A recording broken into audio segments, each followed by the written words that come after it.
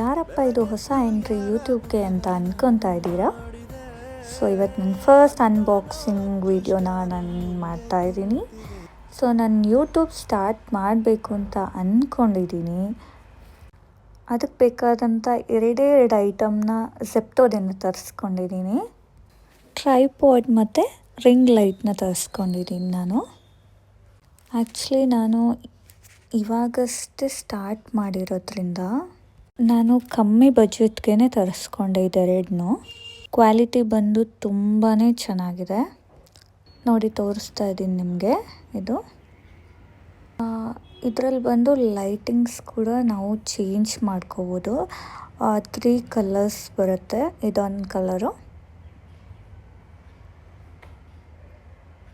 ಇದೊಂದು ಕಲರು ಮತ್ತು ಇನ್ನೂ ಒಂದು ಕಲರ್ ಇದೆ. 3 ಕಲರ್ಸ್ ಬರುತ್ತೆ.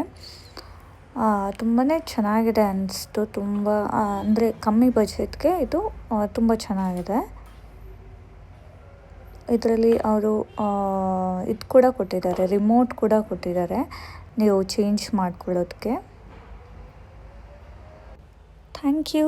ಲೈಕ್ ಮಾಡಿ, ಸಬ್ಸ್ಕ್ರೈಬ್ ಮಾಡಿ.